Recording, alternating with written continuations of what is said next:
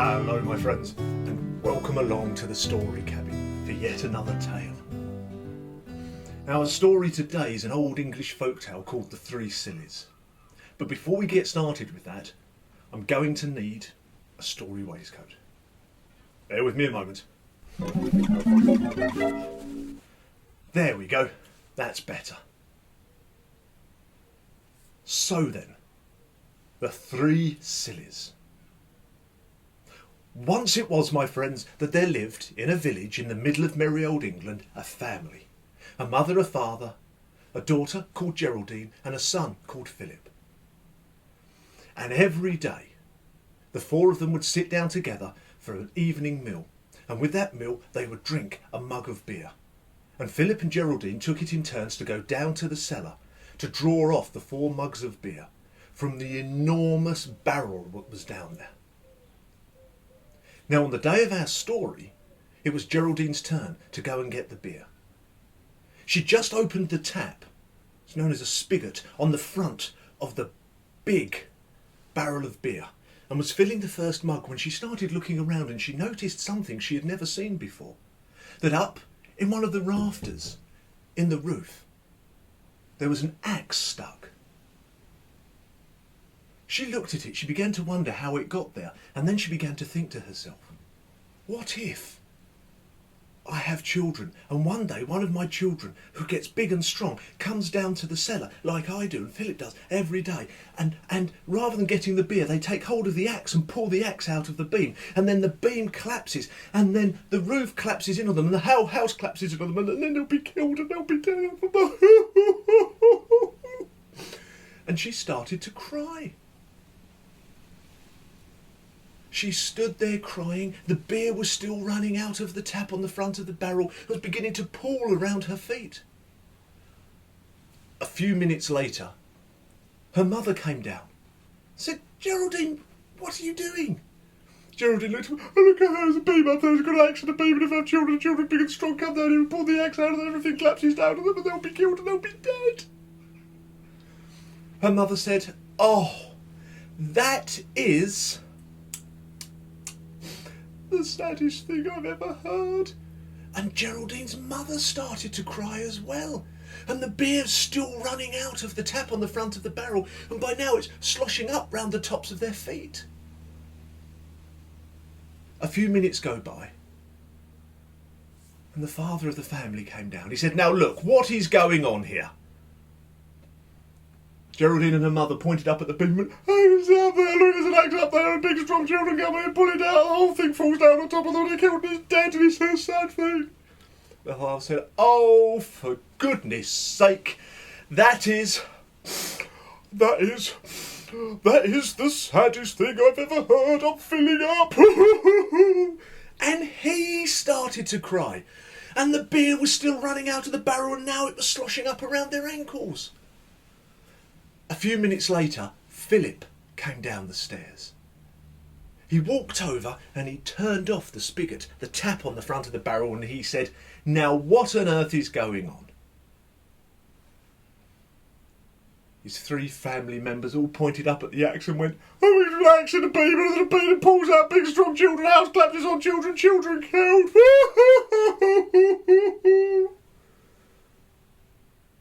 Philip said, that is by far and away the silliest thing I have ever heard. Geraldine, you haven't got any children, he said to her. You haven't met anybody you would like to have children with. And even if you do have children, you might not live in this house. And if you do live in this house, all you have to do is say to them, don't pull the axe out of the beam. And even if somebody did pull the axe out of the beam, I don't think that would make the house collapse anyway. I don't know, said Philip. Day after day, you 3 are the silliest people I have ever met. I can't stay in this house a day longer. I'm not coming back to this house until I meet 3 people who are sillier than you. And so Philip headed off, out into the world.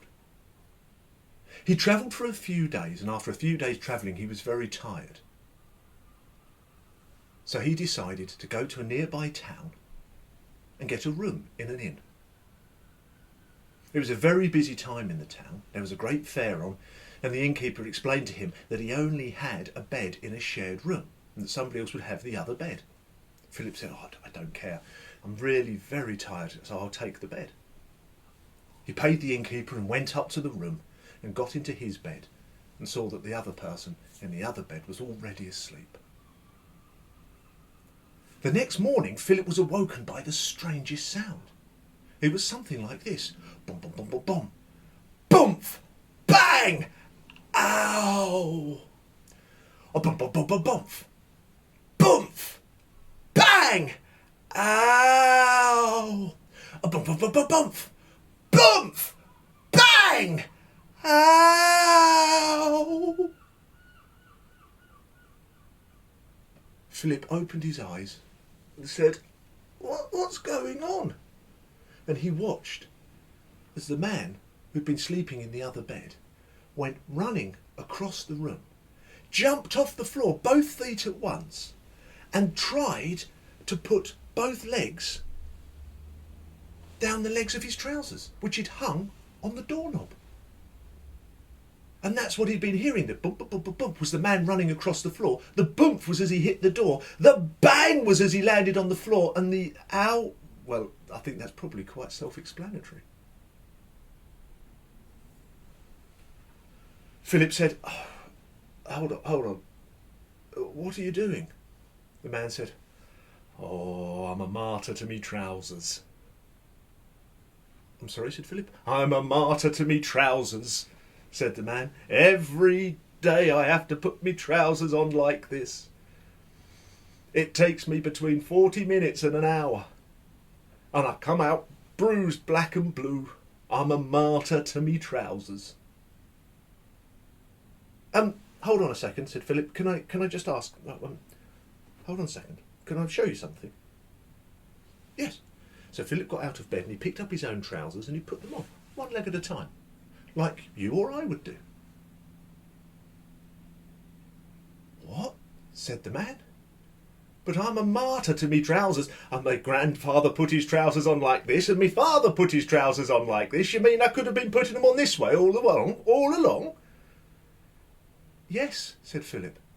Wow, thank you so much. You have saved me time and pain, said the man, and shook him by the hand. You're very welcome, said Philip, and got dressed, thinking to himself, well, now I've met one person who's sillier than my family.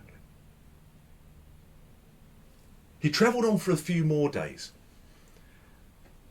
and one afternoon, about 3 days into his journey, he came across an old lady.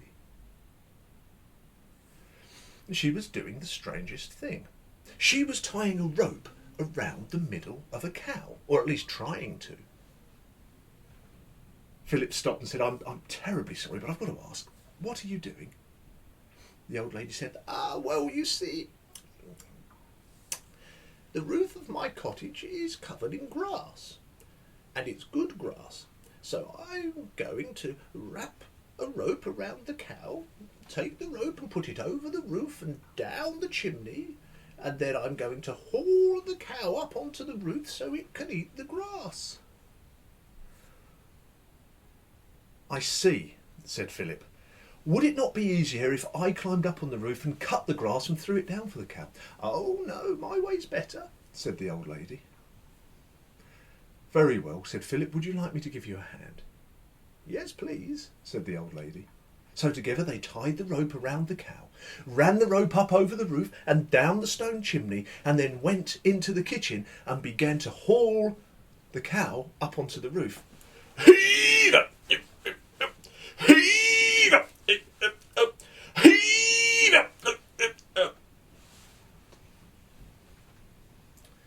The cow very slowly went up in the air, with a series of moos, as you would expect. And after quite some time, it was on the roof.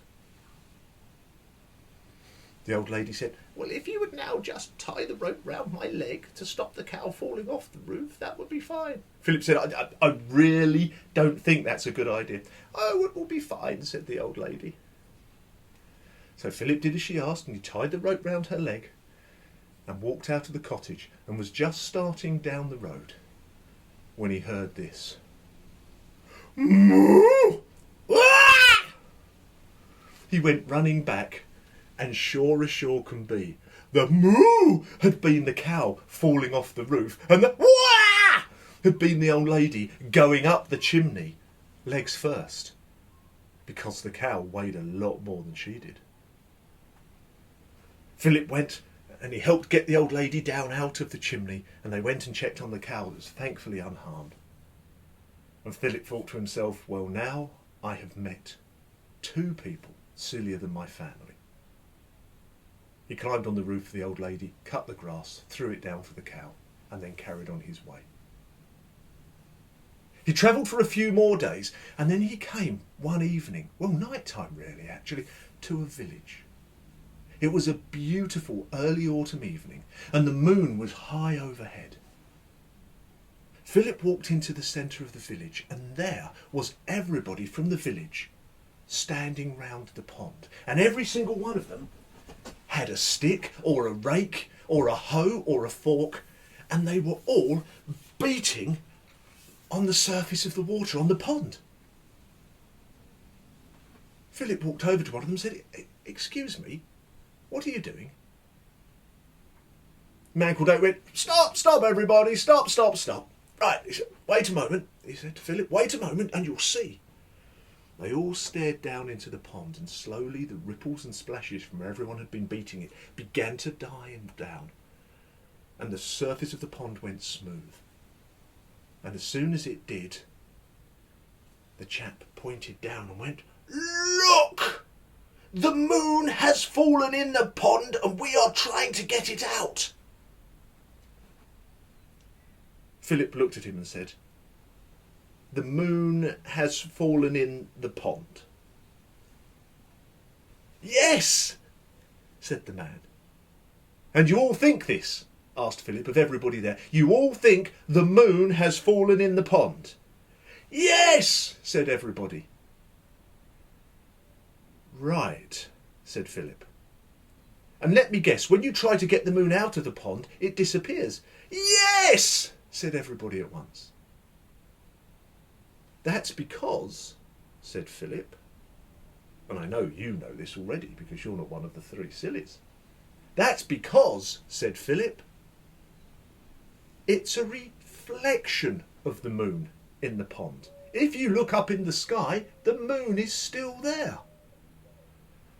"Oh, we're so grateful," said the villagers. They all came and they shook him by the hand. They said, "Every month we come and do this, and now you've told us the truth. Oh, that's wonderful." Philip stayed the night in the village, and the very next morning headed off home. For he thought to himself, not only have I met three people sillier than my family, I've now met an entire village of people sillier than my family. And as he travelled home, he thought about his family, about the things that they did together, sitting down together, talking about the day, eating their meal, drinking the beer, reading books, doing puzzles together. And he thought to himself, actually, it really doesn't matter how silly my family are. They're still my family. And so he travelled home. And as far as anybody knows, my friends, Philip and Geraldine, their mother and father, lived happily ever after. And if you go to that village in the centre of merry old England, and you go to that house and you go down into the cellar, to this day, the axe is still in the beam. And the house hasn't fallen down. Thank you so much for listening, my friends. That was the story of the Three Sillies. If you've enjoyed it, please do look for the other videos on the YouTube channel. You can subscribe to YouTube, or you can come and have a chat with me on Facebook, and I'll keep you up to date when the new videos are released. You can also look at the website, www.storybeard.co.uk. I hope to see you in the story cabin again for another tale very soon. Until then, take care.